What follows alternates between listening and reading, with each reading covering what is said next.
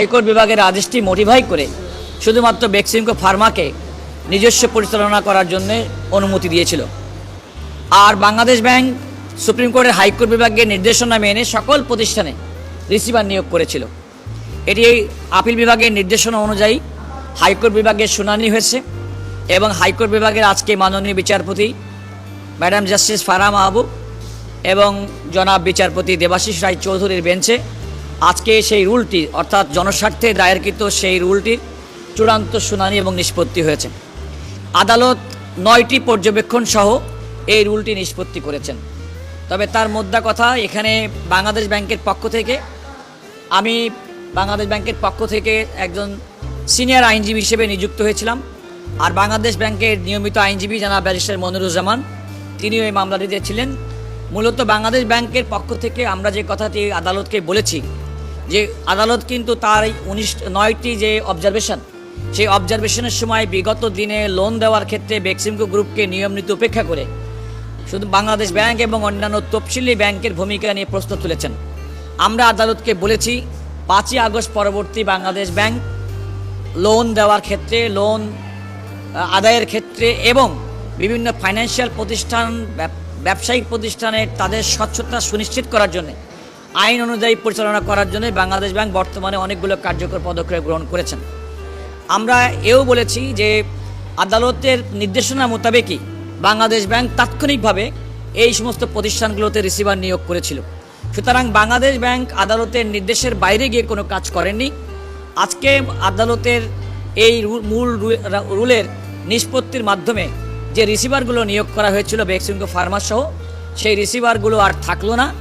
এই কোম্পানিগুলো ব্যবস্থাপনা তারা নিজেরা করবেন। তবে আদালত বলেছেন এই কোম্পানিগুলো ব্যবস্থাপনা করার ক্ষেত্রে সম্পূর্ণভাবে বাংলাদেশ ব্যাংক এবং বাংলাদেশের সরকার এবং অন্যান্য রেগুলেটরি বডি আছে তাদের সুপারভিশন মনিটরিংয়ে স্ট্রিক্টভাবে আইন মেনে এই সমস্ত প্রতিষ্ঠানগুলো পরিচালিত হতে হবে। এটা হচ্ছে আদালতের অন্যতম নির্দেশনা। গ্রুপ অফ কোম্পানিজের প্রতিষ্ঠান ছিল টোটাল 189টা। তার মধ্যে 169টা ছিল পাবলিক প্রাইভেট কোম্পানিজ আর 19টা ছিল হচ্ছে অ্যাসোসিয়েশন বা সমিতি। তো সেই ক্ষেত্রে আমরা কোম্পানি, পাবলিক প্রাইভেট কোম্পানি বলতে 169টা কোম্পানির কথাই আমরা বলতে পারবো বাংলাদেশ ব্যাংকের তথ্য মতে। আর আজকে আপনারা জানেন যে এই মামলাটা মাঝখানে কিছু অ্যালিগেশনের উপর ভিত্তি করে মূলত মামলাটা করেছিলেন ব্যারিস্টার মাসুদ চৌহান।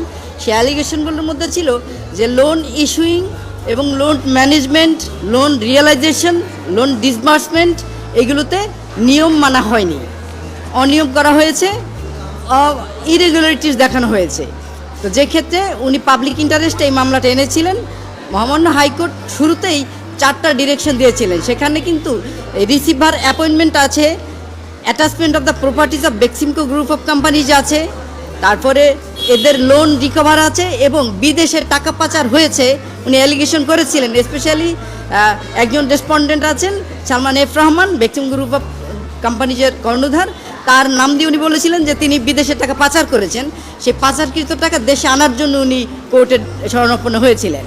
এই 4টা ডাইরেকশনের উপরে আজকে রুল শুনানি করে মহামান্য হাইকোর্ট যেটা learned senior advocate mister Ruhul Kuddus বললেন যে বেক্সিমকো এখন তার নিজস্ব ব্যবস্থাপনায় চলবে with strict compliance of the rules and procedure of the country and the regulators including Bangladesh bank এবং আদার গভর্নমেন্ট যে রেগুলেটর্স আছে তাদের স্ট্রিক্ট রুলস, রেগুলেশন, প্রসিডিউর মেনে বেক্সিমকো গ্রুপ অফ কোম্পানি তারা নিজেরাই নিজেদেরকে পরিচালিত করবে। এর অর্থাৎ হচ্ছে আজকে থেকে আর রিসিভার থাকছে না। আর দ্বিতীয়ত উনি বলছেন যে এই পর্যন্ত রিসিভার যা করেছে সব কাজগুলো বৈধ এবং ওইগুলো লফুল। আরও বলেছেন যে বাংলাদেশ ব্যাংকে পর্যন্ত এই রিসিভার অ্যাপয়েন্টমেন্ট এবং এই for the sake of the interlocutory অর্ডারে যেই পদক্ষেপ গ্রহণ করেছেন বেক্সিমকো গ্রুপ অফ কোম্পানিজের জন্য সবগুলি হচ্ছে আইনগতভাবে বৈধ। না, এখানে আরেকটা গুরুত্বপূর্ণ বিষয় আছে। এটা কিন্তু আদালত বলেছেন যে যদি কোনো তদন্তের পরে কোনো ব্যক্তি তার যদি কোনো গাফিলতি কিংবা কোনো অন্যায়ের সঙ্গে জড়িত হয় তাহলে তাদের বিরুদ্ধে ব্যবস্থা গ্রহণের একটি ডিরেকশন কিন্তু এই ডিরেকশনের মধ্যে আছে। আদালত সবচেয়ে বেশি উল্লেখ করেছেন এগুলো হচ্ছে পাবলিক মানে জনগণের স্বার্থ, এবং বলেছেন জনগণের যদি কোনো স্বার্থ বিঘ্নিত হয় তাহলে জনগণের জন্য আদালতের দ্বার উন্মুক্ত।